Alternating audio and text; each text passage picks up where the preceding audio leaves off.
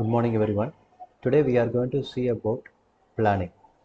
Now, what is called planning? The definition comes first.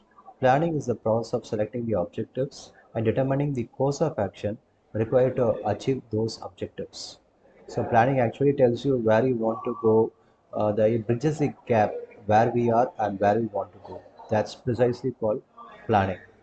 So planning is again looking ahead, ready to go, a trap laid down to capture the future. All these things can be summarized in the points for planning. Now, the actual definition given by management experts for planning.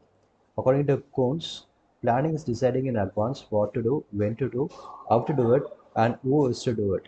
It is a selection among alternatives of future course of action for the organization as a whole and each department within it. So this is called planning as per the perspective of Coons. Now, two other management experts called as Terry and Woodwick. So, according to Terry, it is a selection and rating of facts and making use of assumptions. So, that is called as planning. According to Woodwick, it is a mental predisposition to do things in an orderly way. Select the best alternative so that the task could be done. So, why we should do it? It's a primary function, it's a dynamic process, it's based on objectives and process, it's a selective process, it is pervasive, it is an intellectual process, it is directed towards efficiency, it is flexible, it is based on facts. Now, the actual planning process, what it is. So, it involves a series of steps or stages, I could say, the planning process.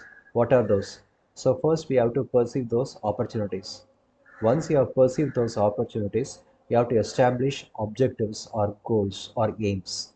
Once it is done, you have to make something called a planning premise, and then based on that planning premise, you have to identify alternative. Once these alternatives are identified, you have to evaluate which one is good and choose one, formulate a plan, and establish the sequence of activities.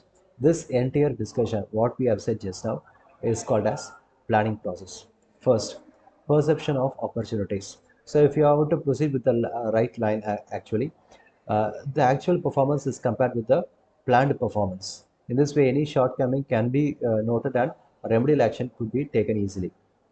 So once this is done, establish objectives. It is very, very mandatory. Establish where you want to move, the goal actually.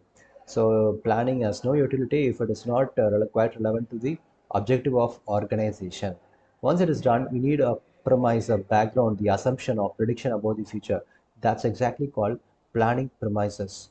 So you should collect a large amount of data regarding the present trends and future possibilities, based on which you can formulate something called premises. Once this planning premises is done, next is choose alternative course of action. So what is best should be done. Choose few alternatives. It's not alternative actually, alternatives. Then once this is done, from the alternatives, pick out which is best. So that is called evaluation of best alternative. Then also have something called plan B. If plan A is not going to work, go with plan B. That is called choice of alternative plans. Once this is done, get with the supporting plan, establish a sequence of activities, and all this is done, it is ready to be executed. So this steps in planning is shown in this particular diagram quite beautifully. It's captured as if it is a snapshot, being aware of opportunities, set the objective, consider the premise, identify alternatives, choose the alternative, formulate plans, and quantify plans by making budgets. Thank you.